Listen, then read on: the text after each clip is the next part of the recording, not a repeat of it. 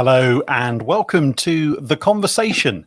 So I'm Dominic King and I'm delighted that I'm able to join you with guests over the coming months from the entertainment industry. Wherever you're watching this right now, here in the UK, where I'm broadcasting from, or around the world, you're more than welcome. And I really want you to get in touch. So if you are watching via Facebook, Twitter, or Twitch, you can just send a message during this conversation. And how about we introduce tonight's first guest, the actor Balvinder Sopal, who many of you will know for this role. Bal as Suki Panesar in the BBC soap opera EastEnders since January of last year. And she joins us now, which I'm absolutely thrilled by. Hello. Hello. Look at that. How are you? I'm good, thank you. How are you? Really good, Bal, and it's really lovely to see you. We've been friends for quite a while, and we've actually shared a lot of stories about your career as an actor on a radio show I do here in the UK. But first of all, I just want to start by saying what an incredible role that you have absolutely owned on that long-running, and I mean long-running, soap opera on the BBC, EastEnders. What's it like to be part of that? It's still unbelievable. It will be a year that I've actually been on screen, if you like, later on this month. I think it's like the 27th or the 28th of January. I can't even remember. But yeah, and in that year, so much has happened. You know, not only have I had to like rethink sort of how I approach script and text and character, and now I'm having to learn the ropes of working on TV, and not just any old TV, like not just a sort of a small part where I'm in for a day and I'm out again, or a couple of days and then I'm out again, but something that is long running, like you say, and sort of to find my place within that has been quite a challenge, but a great one. In very weird global times. Actually, we'll talk a bit about that later on, about the art of filming in a place where the world's in a pandemic. We'll do that because I think that'll be quite interesting for people to hear a bit about that. But let's go right back to the beginning. Let's start there. Bal Sopal, growing up, did you have a dream to be an actress? Did you have a thought to be a performer? What was your thing? I think I always wanted to be an actor, and I know that sounds really, really like typical, but I think there was something in me that just wanted to be able to perform and tell stories, and I think, look, as human beings, that's how we pass on culture and tradition, isn't it? Through storytelling. And we tell stories of our great grandmas and stories of our great aunties and the things that they used to do, when the legacy lives on. And I think, I'd love to be able to create characters that have legacies, and just play and explore what it means to be me, or what it means to be human, in this world that we're living in. So yeah, I think it's always been there. We'd watch Bollywood films, and I think that was the thing for me. I was like, oh my God, I'd love to be in a Bollywood movie. You love Bollywood movies. I love Bollywood movies. Like we would watch them every Saturday. We'd have all the kids of our neighborhood come to my mum's house Saturday morning, and we'd all sit and watch like Silsila and Sholay, which were the big films back in the day, right. With Amitabh Bachchan, massive actor. And Sunny Deol, was it? Or was it? Dharminder, his father. But yeah, I mean, and just think, God, yeah, it'd be so great to be in a film like that. Not really knowing how it would happen. Yeah, so I think it's always been there. I think I've always wanted to be an actor, always wanted to be a performer. And even like at school, I always wanted to be part of the Christmas play, or the Easter play, and only ever got like small parts, but thought that's fine, that's great. I can be the water carrier, in the background. I don't mind. I'll just make sure my costume's nice so people notice. I like, though, all the kind of, for a lot of people when they first start out, those roles are obviously going to be something which is you know, a smaller part, but you learn stuff, don't you? You learn stuff Yeah. that is incredible. Sometimes actually just watching, whether it be on a theatre stage or certainly obviously on a television or film set, learning from other people. The amount of actors and performers I speak to, whether they're in theatre, film or television, who say, do you know what? The biggest thing, Dom, is the observing. You know, if Yeah. you observe, you learn more than you could ever do in drama school. You learn more Yeah. than you could ever do on a course or something that you get involved with, because it's about seeing the nuance of it all. Yeah, absolutely. And also, like, I think people watching is really interesting, and I think I'm more aware of it as I grow older or get older. You know, when I'm traveling sort of on like train stations or sort of an airport or something like that, you know, just watching people interact with each other, and you kind of go, oh, what's going on there? Yeah. They seem really happy, or they're like they're hugging, or they're not so close, or, you know, somebody's like body language is a bit standoffish, and you sort of narrate a story in your own head, you know. But I think sort of we give away details of story, don't we? And I think it's just really intriguing just to see people and how they behave around each other and groups of people, and watch, you know, dynamics change and things. Do you think you're like a magpie? Do you think you're like a magpie, sort of taking a little bit of an individual that you store there and then bring it out somewhere else? 100%. There's a lady who works, I won't give it away, but she works at the coffee shop in the train station here, local to here, and she was so fascinating to watch. I couldn't take my eyes off her. And she would make coffee, but she'd be dancing like whilst making the coffee. She, you know, she'd be like bringing all the stuff down, and it was all like this. And I'm like, I just watched her. I said, are you a dancer? She went, no, I just really enjoy dancing. And I was like, and then she said, I do it to keep, like, I need to keep myself busy. And so I've got this tune going on in my head, and I'm just sort of keeping myself busy by doing this. She said, because this job can get really boring, because you don't always get people coming in, you know, it's busy like in the morning, busy in the evening, during the day it can be quite dead, you know. And I was so for her, that's her release. That's her release, yeah. So she's there, like, you know, dancing away to coffee cups chinking and pouring milk in, you know, and listen to the sort of, it's just, it's just fascinating. And I just thought, God, she'd be interesting. I'd bring her in some way. Yeah. No, but I always wonder about that with actors, because I get the sense that, you know, you are, every time you've got a part, whether it's a real person or someone that you know is made up by a screenwriter, you absolutely become that person, not only in a kind of sense of, you know, taking control of that character, but you're almost, it gives you a kind of, this sounds really weird, I don't know how I'm saying it, but it sounds like you're almost getting the chance to play. That every actor that I know seems to be actually a very playful, loving human being. Most of them. That's some good. of them, That's good. some of them, but you know, that kind of playful ability to kind of, I want to be that person. So, you know, why some people feel that they can't act is because they can't get to that stage, if that makes sense. I don't know. Well, I think every character is real. It has to be real, you know, in order for us to be able to, you know, I've certainly got to think that this person is real. This person has real needs, wants, and desires. What are they? And then, you know, you might sort of think about somebody that you met a few months ago, or a member of your family, and bring traits of them into the character that you're playing. Gotcha. And so you build the character slowly. Now, you know, I think, but also the characters that you play also have to have a starting point, and that is you. You know, so elements of me will also come into this character that I'm playing. And what's really interesting as well is watching how, or reading sort of the script on the page. You know, why has a writer chosen this particular word? Why has the writer chosen to make the characters Queen Balvinder? I love it. It's so cool. I love the fans. They're so, I mean, it's just, I have a love-hate relationship, but we can come back to that.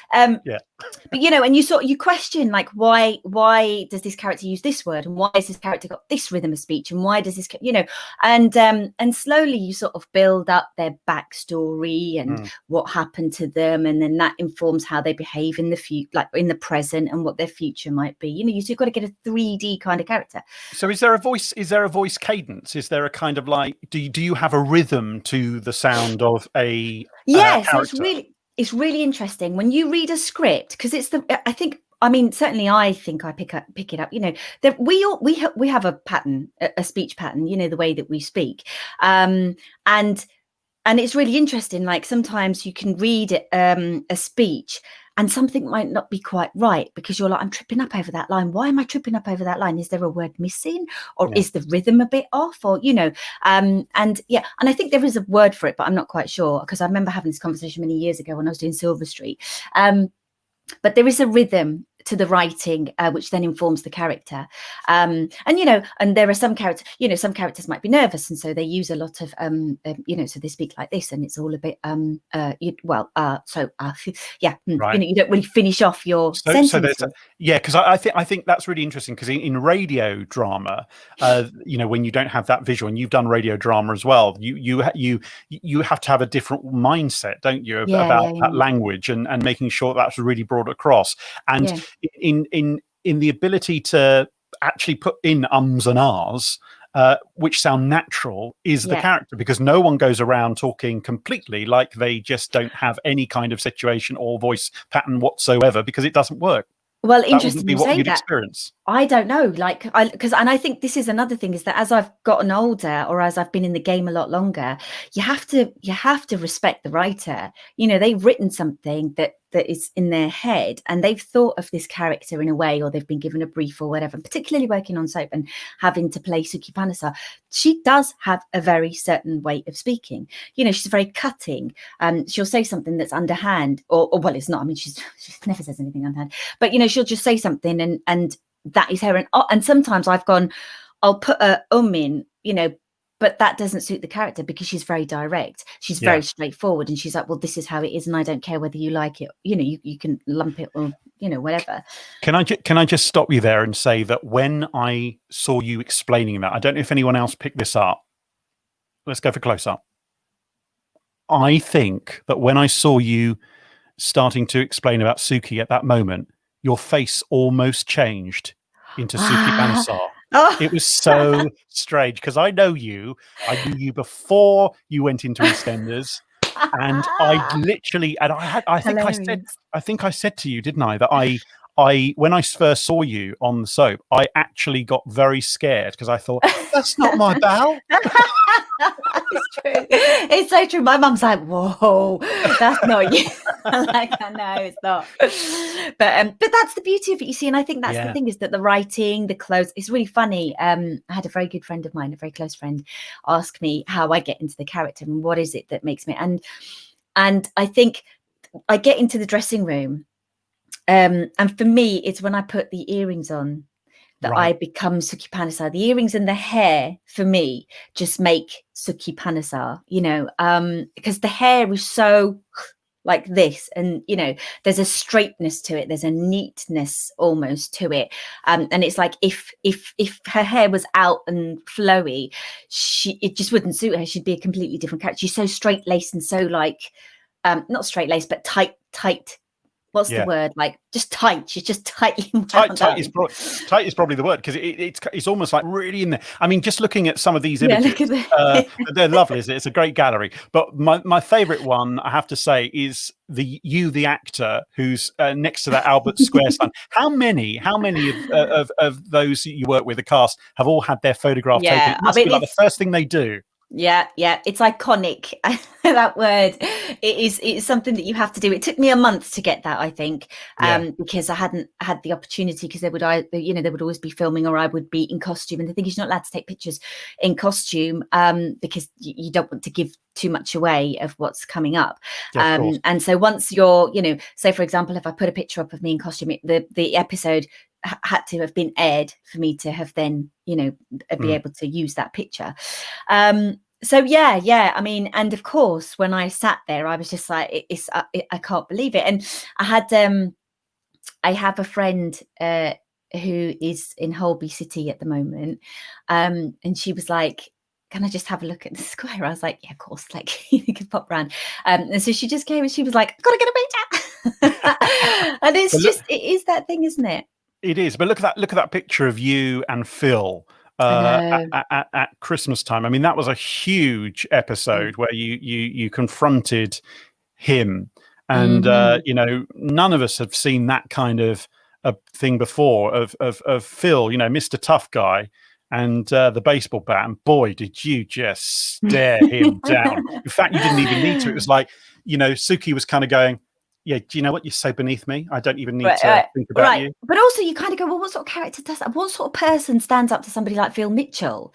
Like, you know, there must be something in this character's past that gives her the balls, or, you know, the sort of courage to stand up to somebody. She doesn't know him. She might, you know, she knows of him, you know, but they've never had any dealings really before then. And she's like just not cared about it and just gone in, you know, and stood up to him.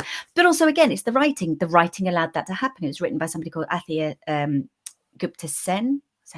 So bad. You know, and she'd written it so that Suki wasn't scared of him. And I'm like, brilliant, like brilliant. I mean, we did try to find moments where that, because, you know, I'm sure being faced with a baseball bat, like anybody would fear a little bit. But it was just trying to find, again, those nuances, you know. And Steve McFadden was just like, I literally went up to him and I said, this is a career highlight. Like, thank you so much. But he must have loved it too. He must have loved that scene as well. I don't know. I mean, I don't know. We'll have to ask him that. Get him on. I think he probably did. Really great having you with me on this. So this is the inaugural conversation here on Facebook, Twitter, and Twitch. And thank you for all the comments coming in. I am going to spend some time running through some of those with Bal. By the way, if you see me diverting my eyes away from Bal when she's talking at any stage, I am listening. Of course I am. I've got headphones on. I can hear her. But I am looking as well just to see some of your comments coming in. So acting as a career, that is something that you absolutely love. I know you're so passionate about. I want to actually in a minute take a look at some of the other work you've done on stage and on television as well in a few moments. But I think what's very interesting is about you as a person outside of national television exposure. And I know we've got some friends who are watching from the United States tonight as well, who absolutely love EastEnders and are watching it, I guess, on the BritBox.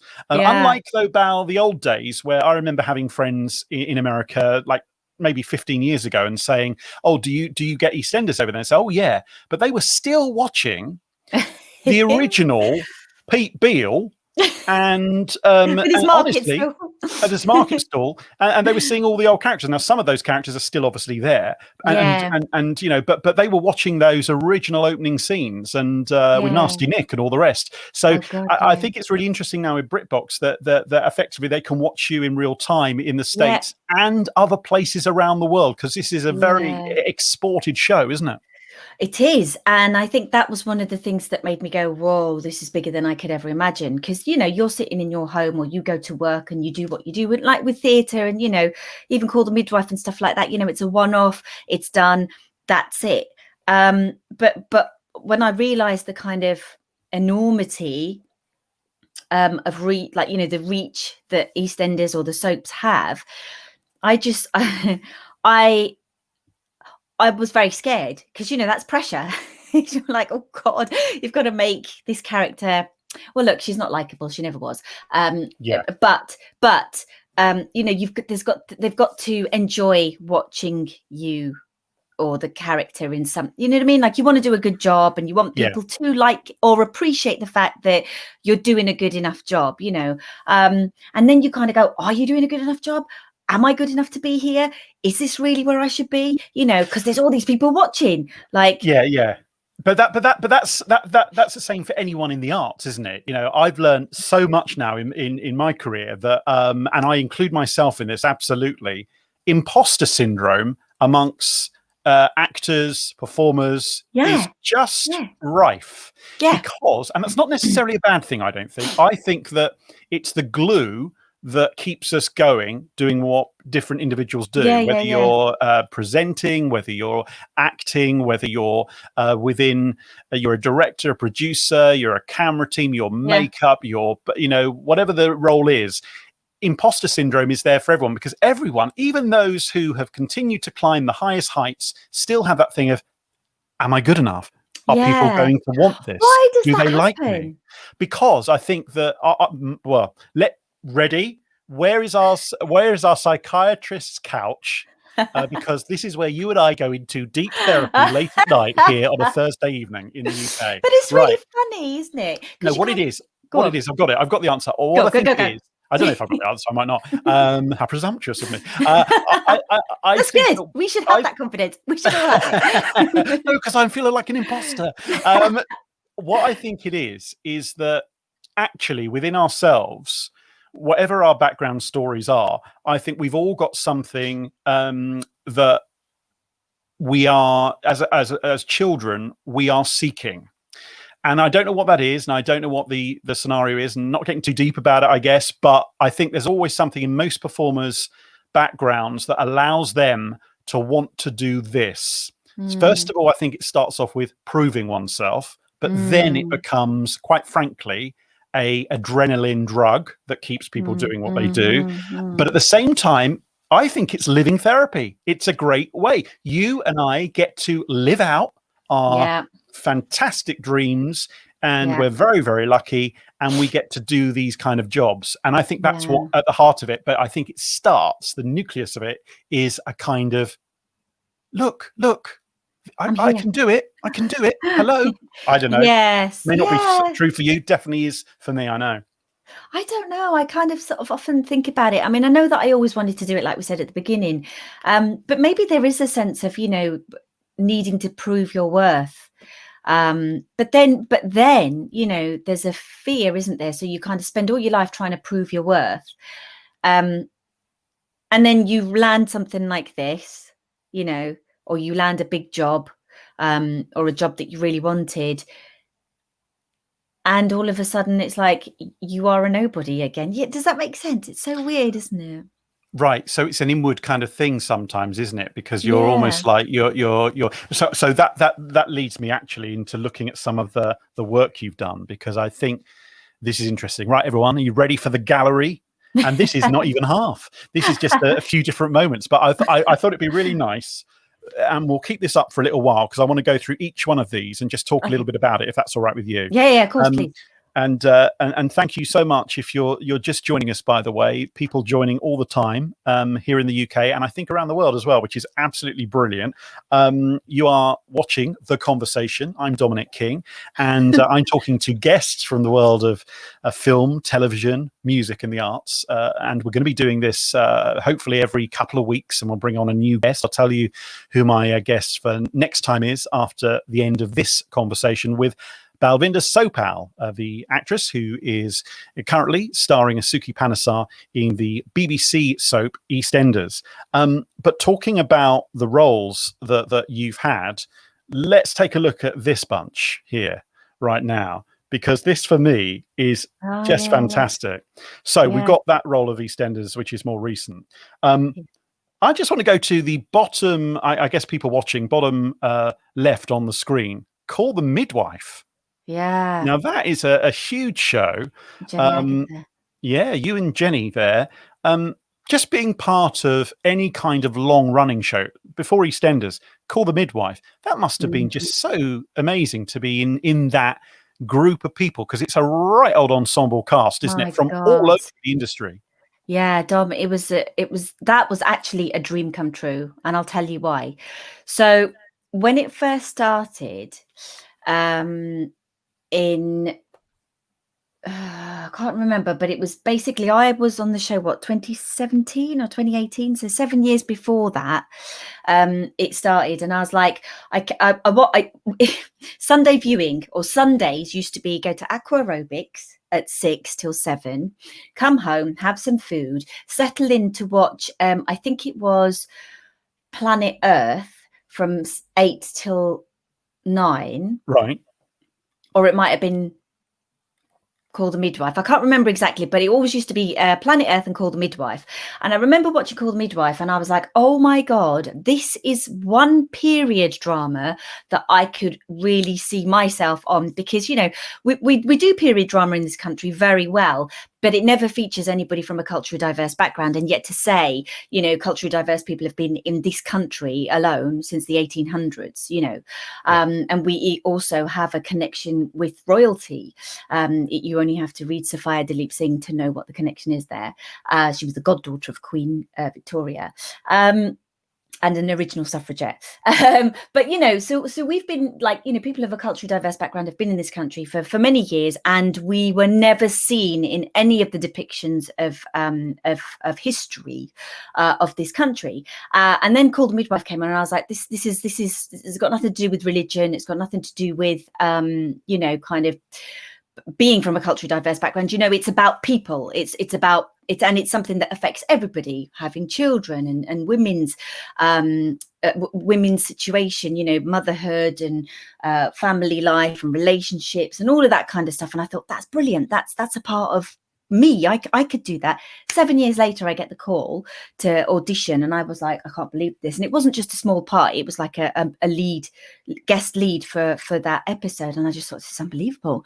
And I worked my butt off. I was like, I want to at least give them the opportunity to see me as an actress who can do period. And of course, it was in the 60s as well. So we were, you know, that was a no-brainer, really, in terms of having people from a culturally diverse background on screen. And they sat on the decision for 2 weeks. Una's my agent. She kept calling me back. She's like, Bal, they're still considering, but you are, you know, that you are in the mix. You are still in the mix. And I was like, you must have been on tenterhooks, weren't you? Absolutely, because I was like, God, this is a dream come true, because it's something that I really want to be on. And yeah, and then they came, and I was like, I cannot believe my luck. Yeah, I loved it. I absolutely loved it. Filmed actually close to where you live in the UK. Funny story, literally down the road, the dockyard. Where did I have to go? Virginia Waters. So that's Surrey way, is it? Yeah. I could have just walked. I was like, are we going to be filming, like, you know, at the Chatham Dockyard? They were like, brilliant. No, and I was like, so here's the thing for our international watchers.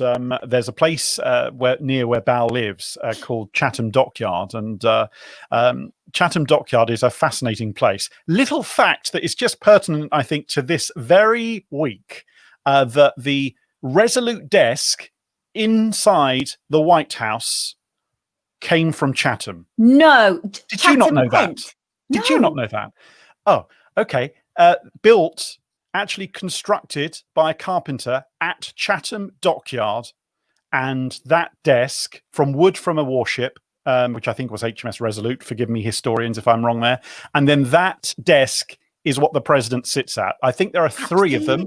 Whoa. Yeah. And it's if you watched the film with Nicolas Cage, National Treasure, you would have seen that Resolute desk quite a lot. But yeah. So, that's something for play on words, because I'm an associate artist on play on words, and we do lots of, well, I've only just become an associate artist, but they're all about stories of Medway, so that could be something to so isn't that weird that President Joe Biden will be sitting potentially, because there are three, but at the Resolute desk that was constructed all those years ago in Chatham Dockyard. And I was born in Chatham. You were born in Chatham. You live in the Medway Towns, which is the area nearby, and and we're talking to you from there now. And what's great is that Chatham Dockyard over the years has become a absolute centre of filming, because it was. It's been part of everything, to be honest with you. It's been part of Bond movies, it's been part of Sherlock, the TV series, Called the Midwife. Called the Midwife. There was also, what is it, Penny Dreadful? No. Penny Dreadful, yeah, probably. Or there was the recent one that came out. What was the recent one? Suspicions of Mr. Witcher it's been in. It's anyway. It's been in so many. Peaky Blinders, I think. Peaky Blinders, maybe. But one of the biggest things it's been involved with was Les Miserables, the film by Tom Hooper. It's nuts, isn't it? So, you know, it's crazy, but it's an amazing set anyway. And literally, if you thought about it, there's not enough time for all the movies that have been made there. Anyway, Bal then gets a job on Call the Midwife and finds herself in another county, Virginia Water in Surrey, and she lives literally 10 minutes away. Brilliant. I was like, I could just that. walk down to work. And I'm like, no. I think that's so funny. Let's just take a look at another one of these, and then we're going to take some of the messages that are coming in, because I know people are watching that, and people joining us all the time. Just a reminder for you, if you're on Facebook, Twitter, or watching on Twitch, thank you, first of all, for joining me for the very first conversation. Let us know your feedback as well. We'd love that. And you can send that, by the way, to laughingfrogproductions@gmail.com if you'd like to send any messages to us after this broadcast has gone out. But your messages coming on the way, so do send them in right now, whatever platform you're watching. Back to Balvinder Sopal, and I want to go bottom right. That's for everyone watching. That's My Beautiful Laundrette. Now, I know this is something you absolutely adored being part of. We'll go briefly through some of these now, just for time purposes, because we're only on till midnight. My Beautiful Laundrette, though, I know that you loved being part of that. Yeah. Again, another really interesting challenge, because I played two characters. I played Bilkis, who was the wife of Nasser, so a traditional sort of Pakistani woman, a mother to Tanya, who ends up being the catalyst for everything breaking down, and then a National Front thug. So somebody that opposed literally everything that I stand for. This. That role was really interesting, wasn't it? Because of how it was used. Yeah, absolutely. And I think, people call it colorblind casting and gender blind casting, because I played a young lad, you see. And so it was fascinating in how to sort of find body language for the two characters, so that people could relate and not just go, oh, that's just another actor that's just an actor putting another hat on. And they were poles apart. They were so different.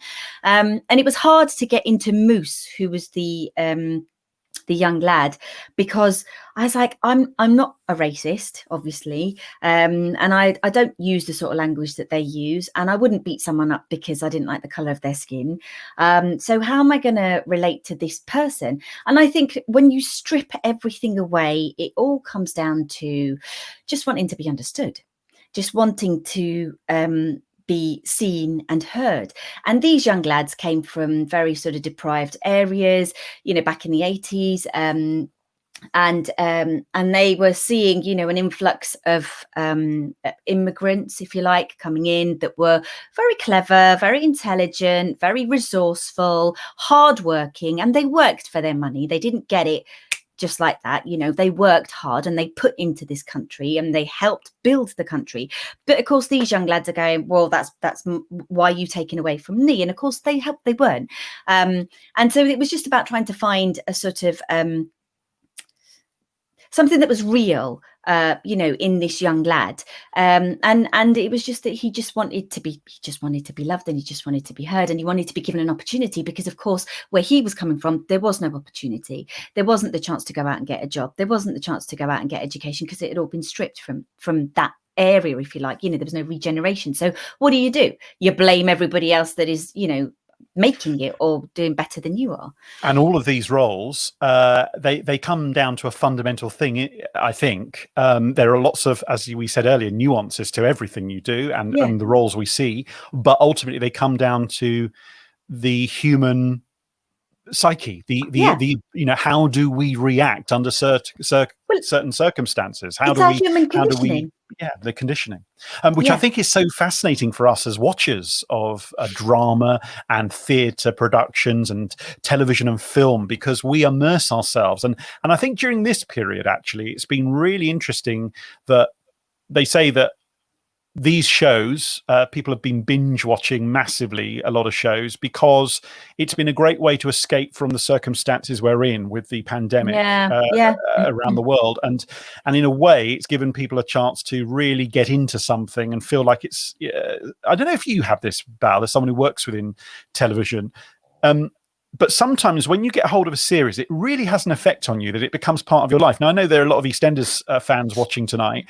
They will have that definite, yes, I do, the show is everything to me. But we do really get into the sense of loving a show and then we're hooked. I wonder about you. Is there something that you watch, something that is your big thing? Yeah, well, Peaky Blinders is my big thing at the moment. Oh, no. Oh yeah, EastEnders. EastEnders. Only half an hour. Me, my mum and dad, we sit and we watch every episode, and we do, and that's that we do sit and watch every episode. And Peaky Blinders. But Peaky Blinders is it's phenomenal. But again, and like The Sopranos as well. It's like we revisited that a couple of. It was last year, a couple of years ago. But the thing is, like, you kind of go, it's not just about the storylines, it's the whole thing. It's the production value, it's the music that's used, it's and it is the characterization of these really deep and dark and kind of traumatized characters that you feel sorry for, but then you question why you're feeling sorry for them. It's like they're killers, they're murderers, they're rapists. Why are we feeling sorry for this person? And I think that is the sign of one, really good writing, two, a really good actor, and three, just the fact that it's put together so well that it compels you to empathize with the villain, because maybe we all have that dark part of we have that dark part. Well, I think everyone has, that the difference is where the people act on it. But I think everyone has those moments, don't they? I mean, we've all had an annoying boss. So what I'm intrigued by though is something like Peaky Blinders, something like that, and Stephen Knight, isn't it? The showrunner of that, and he just said, didn't he, that there's going to be one more series. No, I don't want to hear it. Sorry, one more series. Spoiler alert. But he did not rule out the idea of a film version. Why? Why? Because the series is brilliant, because each time it develops a little bit more. You kind of see the characters develop a little bit more. Something else happens and so other characters, and you're like, and you can go back and watch, like, there's so much material, there's so much of it. A film's going to be an hour and a half and you're done with it. I don't know. I mean, it might be good, I don't know, but I'm like, no, I like the series version, because it just means that I can sit and I can watch and I can unpick each series and the style of that series and the theme of that series, and and then you move on to series 2 and there's something else, and it's just and series 3 I think was the rise of the women. Like, you saw the women just come into their own, and I was like, yeah, man, that's it. That's what I want to see. I really love it in television and film when the predictable becomes the unpredictable, or or actually the what should be seen rather than the I speak as someone who often thinks, God, isn't it funny how a male writer of history gives a perspective which is so just not what actually happened, but it's convenient at the time. And I think that writers over the years have seen that with race, they've seen that with sexuality, and it's starting to become a really, more of a thing within writing. It's not anymore, oh, we'll do this because this will be a nice storyline for a while. Shall we take some messages from people? Yes. Because I'm very conscious. Oh, we've got loads. Basically, everyone loves you. That's the first thing to say. I do. Thank you so much for watching, everybody. I didn't think there'd be anyone, but that's lovely. Can we just, I did put this up a little earlier, but can we just go back to this one? Because I just want to get your immediate reaction to that. Really? For what? Okay. Moving on. There's loads of interesting comments. This was interesting. Does she have any facial expressions? She's quite like. No, I told you earlier, and then the iconic hair. Yes, the iconic hair for sure. So that was something that I know you. Now this is from Tim. Bal, have you had a diff yet? No, I haven't. We need one soon. What is that like? You're reading a script and you're seeing what your role is for that particular time. I know you can't go into detail about storylines coming up because, well, first of all, the EastEnders police will kill me. However, and me, and probably you too. But that moment where you look at a script, are you waiting to see whether you got the Doofdos, or is it something that if it happens, great, and if it doesn't, no? And does it matter on you? Because for me, Doofdos moment for me was actually the Phil moment at Christmas. Right. Okay. Right. Well, even without the Doofdos. Well, I'm like, why didn't they Doof it there? No, I don't think I don't think I particularly look out for it. But but when you read it, and there is a Doof, you're like, oh my God, that's a Doof moment, you know, and you cheer for those that get a Doof in a way, and particularly for the newer characters, you know, because it's an achievement in a way, isn't it? And I remember when Suki Panesar, played by Shiv Jalota, so my youngest son, when he got a Doof for beating Martin over the head, we were sending him a text message, went, boy, got a Doof, way! but that's a funny thing. And anyone watching this now, and they've never seen EastEnders, by the way, anyone on the planet still left, the Doof moment is at the end of the show. Bal and I will do this for you, where basically they're getting right to the very end. Can we just ad lib a scene here? Just a little one? Oh, how funny. Bal has you literally froze at that moment. You literally did your live Doof moment. You froze. It was like that's where the Doof that was my inner that was my inner being going, right, okay, let's go. I'll go with it. So do you want me to start or you start? Yeah, you start. Right. How dare you speak about me like that? Don't you talk to me like that? I don't know why I'm doing that voice. Get out of my pub, you bitch! Yeah, that basically what happened. I like that. Apologies. I should have slapped you as well. Yeah, apologies for my non-equity acting there. Right, this message in from Ryan. This is so interesting to hear you speak about scripts, etc. I'm an aspiring scriptwriter. Yeah, I think write what you know, they often say, but I don't think that's necessarily true. Write what you want to write, and I think have your own voice of write. Don't try and copy somebody. Don't try and copy a writer or a series that's been on before. If you have something to say, get it down on paper. And I do think like it is really, really helpful when characters are shaped, or you kind of get a sense of who they are from the writing, that you don't have to, obviously you have to excavate a little bit, but that, you sort of go, oh my God, this character speaks to me. I know exactly where I want to start from, or maybe I could try this, or, you're excited about it rather than going, oh, okay. Not to say that that's a bad thing, but yeah, give as much as you can, I guess. Again, Ryan, who we just heard from there on Twitch, this is interesting, saying using words, Suki using words and Phil using violence, and Suki making him feel powerless was an amazing scene. Yeah, well, Phil speaks with his fists, doesn't he?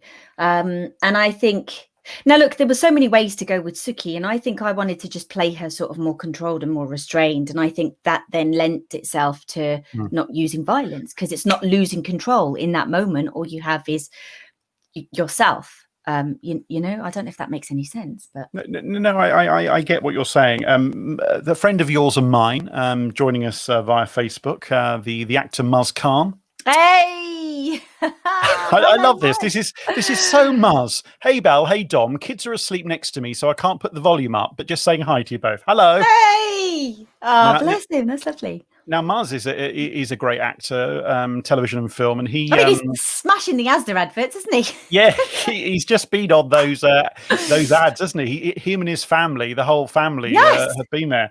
They did very well. Yeah. Do you reckon they get bags full of food? Do you think that's part of the rider for it? I don't know. Tell us, Muz, do you? Yeah, and if that is the case, why didn't you share? Brilliant. Carrying on with the messages here. By the way, if you're just tuning in, please let us know. Please let us know your thoughts on this conversation as well in this format we're doing, because that's really useful. laughingfrogproductions@gmail.com is the way to get in touch with the team here. This is interesting. So let me just put this up from Benji. You started your first conversation with Queen Bal. You could never have started with anyone better. Oh, Isn't I that lovely? like Benji. Benji's Tell me a about very Benji. nice fan. He's a really lovely fan. He's always like Team Suki. And I know, there are people that are Team Suki, but I always do notice Benji's messages. And I also did a little interview with Gabby Roslin Sunday last week. And he tweeted me and said, where can I hear this again? And I was like, oh, you know what? I'll just let you know, because sometimes you kind of go, like there's so many messages, you don't have the time to respond to everybody. And although you want to, it's just not possible. And that's not to say that I'm not appreciative, of all the messages and all the kind of comments and compliments that come my way. It's lovely. It's lovely. But he's just one that pops up and I go, oh. Keep those messages coming in, by the way, because we would love to have you join us for the last remaining. I think we've got about 14 minutes left of our live conversation tonight. Goes so quick, doesn't it? Really doesn't does. it? Yes. Doesn't make any sense. No, I'm sure there's been some sense. let me take us back to one of the shows then, and this was another theatre production, Partition. Tell us a bit about that, because a huge project actually. Yeah, so Partition was a beautiful story actually written by Nick Ahad, and it was in connection with BBC Radio Leeds and Leeds Playhouse that used to be called West Yorkshire Playhouse. And I think Nick was commissioned to write a story about partition, but he didn't want to write about partition as that story, so he brought it to modern day kind of audiences and wrote it in the form of a love story, which was really beautiful. And it was a Muslim young girl who wanted to marry a Sikh young boy, and the two of them were very much in love, and they're at their wedding day, and Saima is hoping that some of her family will turn up, and the family members have had members who have been through partition, and so it was a big no. Partition was the partitioning of India. It's when the British basically drew a line, an arbitrary line, that split India and Pakistan into two, and it is to date is the biggest massacre on the planet. I mean, well, of course we have the Holocaust, but there was 14 million people that were displaced, that were made refugees, and countless other deaths. And it wasn't, there was a design as well, like with any of this kind of stuff. And so he sort of, Nick wove the stories of partition and the kind of loss and the pain and the trauma into this love story. And I just loved it. And it really spoke to me, because it spoke about the conflict between the Muslims and the Sikhs. And that is something that we do live in. But I think we're getting better at it, and what was really wonderful about the show was that it was a radio play on stage. So we performed it with mics. I played 5 different characters, or I don't know how many different characters I played. And so we just come up onto the mic, play your character, and then so you could hear it live on the radio. Wow. As well as watch it being performed, which was great. And Nick, you worked with a few times. I love Nick Ahad. Yeah, he's an incredible creative, isn't he? Yeah, he's a scriptwriter, he's a presenter, he's a journalist, he's an arts journalist, writes for Yorkshire Post. He's brilliant, and he's written for Emmerdale a few times.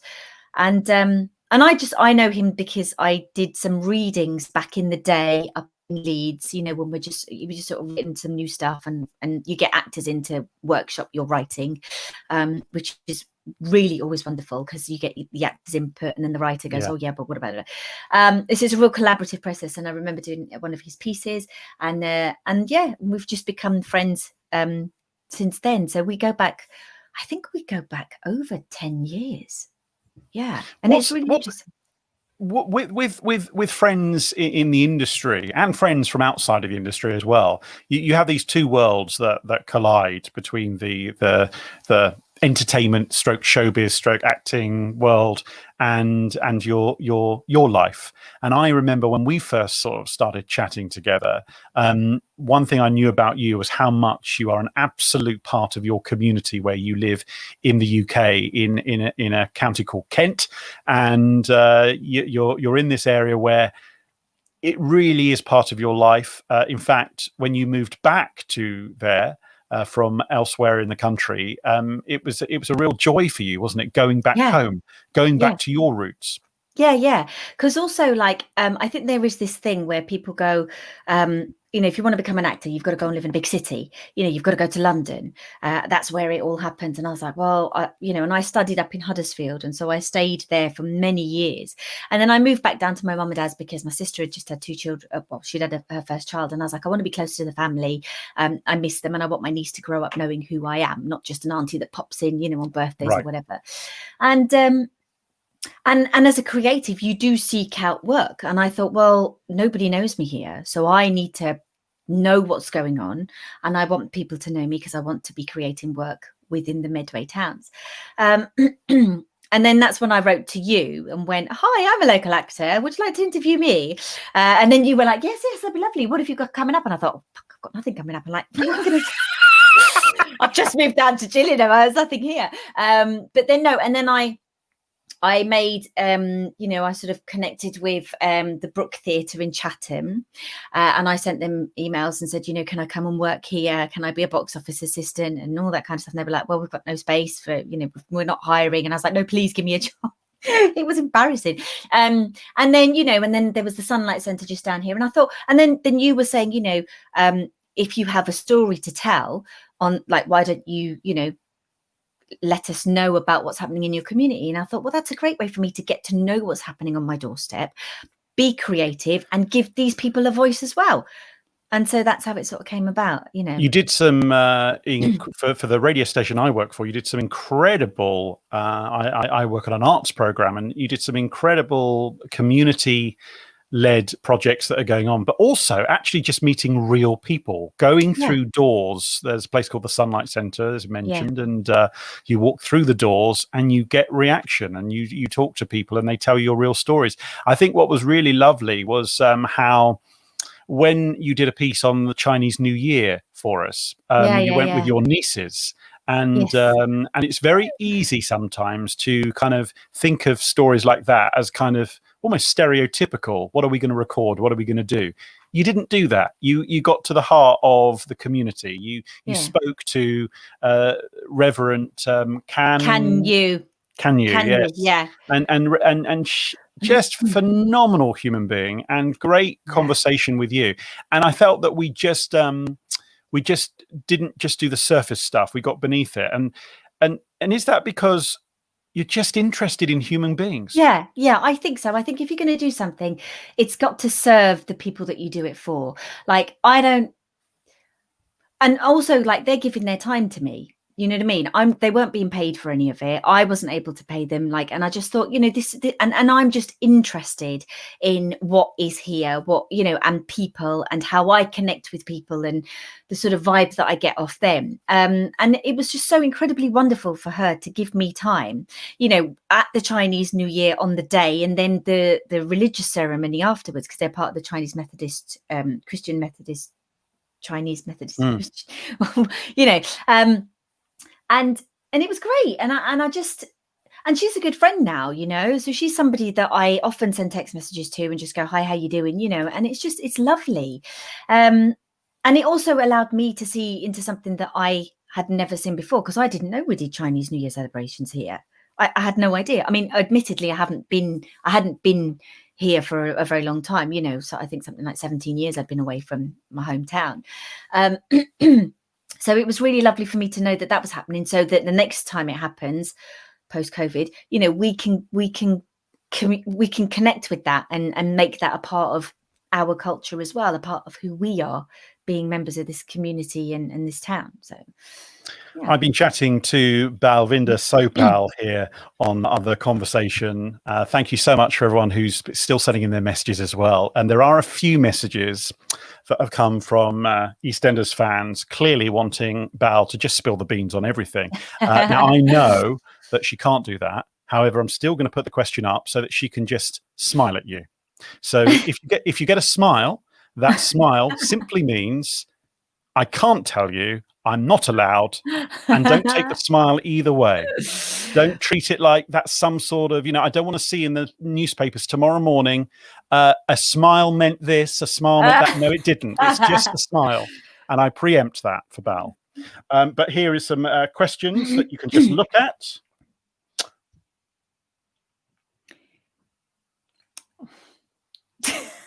Okay, that's good. I think that's what's really interesting, though, actually. You might be able to answer this, I don't know. If you could be part of another family on the square, which would it be? Oh, interesting. Oh, yeah. Oh, that's tricky. That's an interesting question, isn't it? I don't know. It'd have to be a family that I could either work with or I could dominate. Well, not me, but Suki. The Taylors, maybe.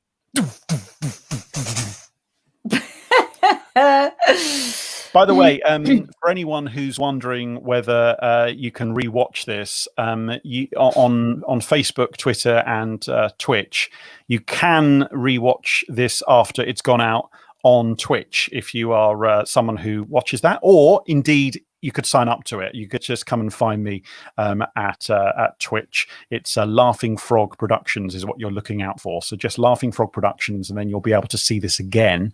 I know that we've got some of your EastEnders clubs and fan clubs around the country who literally just asked that question now about whether it can be seen for all those other people who would want to catch up with you. So yes, it will be on there permanently, I guess, on Twitch. And thank you so much for all the comments that have come in so far tonight. So in our remaining few moments together, Bal, I wanted to just ask you, we didn't really tackle looking at what it's like to be on a film set at the moment during a pandemic, and just very briefly, and just for a minute or so, can you just give us an idea of what that's like to be doing scenes with a cast and a crew in these kind of conditions? Yeah, it's incredibly tough, but the team are working amazingly. Like, they are really pulling out all the stops to make sure that what we do produce is of fantastic quality, and it's compelling and it's interesting, and so the slap that some people will have seen this week with Suki and Ash, that was all socially distanced. She was stood 2 meters away from me, and it was just excellent. Like, that it was just excellent, the way it's just cut together. There are perspex screens, there are tennis balls. I don't like working with the tennis balls because it means that you're sort of having to, you can't look into someone's eyes and react. And is that where you have that's reacting for like eyeline? a person? Oh, yeah, eyeline, yeah. Right? Okay. Yeah. It's hilarious. It's absolutely hilarious. But it's brilliant, because it means that you get your eyeline right, and it looks like that the person is speaking to the other person. So yeah. And also there is the one-way system. We are having to wear masks as well. So yeah, and washing hands all the time, and just keeping our distance, and just trying to, well, not trying. We are definitely. We are. Yeah, we have to. Yeah. We have to. So. Yeah, it's what you do. So final closing moments with you. For anyone who's watching you and has been loving watching you on EastEnders, but also has watched you on all those other shows and have come to see you in theatre productions, maybe who are from this county where we're broadcasting from, Kent in the UK, and have seen you in the street, or they know someone who knows you. What's your advice about acting? And they always ask, don't they, how do you do it, how do you get into it, what should you be thinking about? I know we're in a weird situation at the moment which kind of changes everything that happens, but what are your thoughts on that? I think if you want to do it, you should just go for it, and I know that it's not going to be easy, but that's the challenge. It's feast or famine in this industry, and I've been working for 20 years within the industry, and I've only just hit EastEnders. So it's not to say that it can't ever happen. You've just got to believe that it will. And, be varied, help out those writers that are starting out as well. Do rehearsed readings, and, all of the new kind of workshopy stuff, because that's how you get, I guess that's how you get into it and build your experience, because it's important for us to get experience as well, isn't it? We don't all just land at the top. We've got to work our way up. So yeah. It's been a real joy having you on, my friend. Thank you so much for doing this. Thanks for being the inaugural. It's been a week of inaugurals, hasn't it? Yes. A week of inaugurals. And wow. Thank you for being part of the conversation with me here, Balvinder Sopal. Oh, you are a great friend, and I'm so grateful that you're my first on the show. Thank you so much for asking me. It was an absolute pleasure. We'll do it again. Yeah, we will do it again, Bal. Thank you so much. Really great hearing from Balvinder Sopal here on the first edition of The Conversation. Again, thank you so much for your company. And if you've got something to say about what we're doing, people you'd like to perhaps hear, then send an email to laughingfrogproductions@gmail.com. Next time, and that should be in I think it's a week's time, actually. Next time on a Thursday evening, we'll be talking from Los Angeles to Beyonce's drummer, Patty Ann Miller.